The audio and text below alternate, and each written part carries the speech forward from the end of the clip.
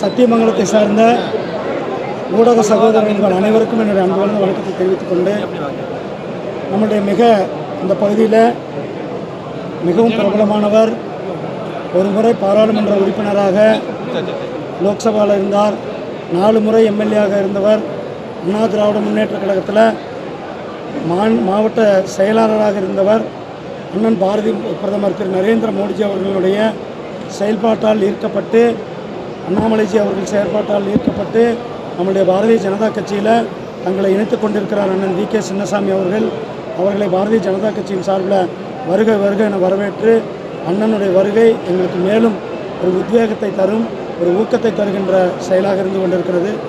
எங்களுடைய பாரதிய ஜனதா கட்சியின் சார்பில் இன்றைக்கு நாங்கள் இந்த நீலகிரியில் தேர்தலை எதிர்கொண்டு இருக்கின்றோம். இங்கு ராஜாவை மக்கள் புறக்கணிக்க தொடங்கியிருக்கிறார்கள். ராஜாவினுடைய ஊழல்களை, ஏன்னா இந்த பகுதி ப்ரொக்ரெசிவான மக்கள், தேசியத்தையும் தெய்வீகத்தையும் நம்புகிறவர்கள்.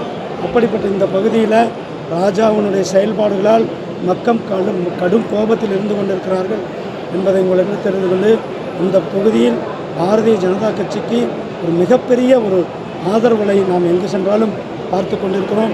இன்றைக்கு எங்களுடைய பவானிசாகர் சட்டமன்றத்திற்கு உட்பட்ட நிர்வாகிகளினுடைய கூட்டமானது நடைபெற்றிருக்கிறது. இந்த கூட்டத்திற்கு இது மக்கள், எங்களுடைய கூட்டணி கட்சி சார்ந்த அனைத்து நிர்வாகிகளும் கூட இங்கு வருகை தந்திருக்கிறார்கள்.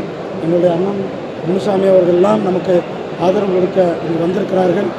ஆகையால் இங்கு எங்களுடைய பணியானது சிறப்பாக செயல்பட்டிருக்கிறோம். எங்களுடைய வெற்றியானது உறுதி செய்யப்பட்டிருக்கிறார். அதிமுக களத்திலே நீங்கள் சொன்னதாக இவர் அதிமுக வேட்பாளர் லோகேஷ் சொல்கிறாருங்க.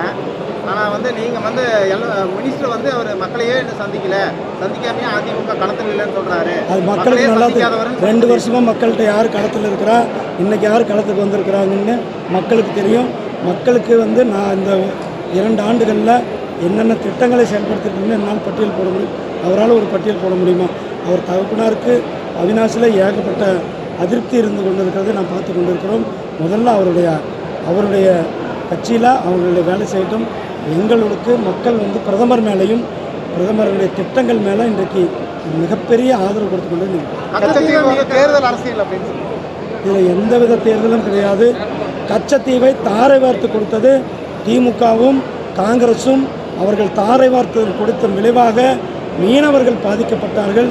நம்முடைய மீனவர்களுடைய பாதிப்பானது ஏற்பட்டது.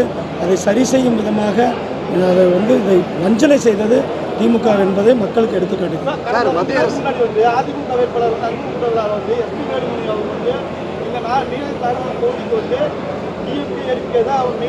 அதுக்கு தானே இப்போ பதில் சொன்னான்ல, அதுக்கெல்லாம் பதில் சொல்லிட்டேனே. ஏப்ரல் 19ஆம் தேதி தெரியும். பாரதிய ஜனதா கட்சியினுடைய வரலாற்று சிறப்புமிக்க வெற்றி ஏப்ரல் 19ஆம் தேதி அன்றைக்கு தெரியும்.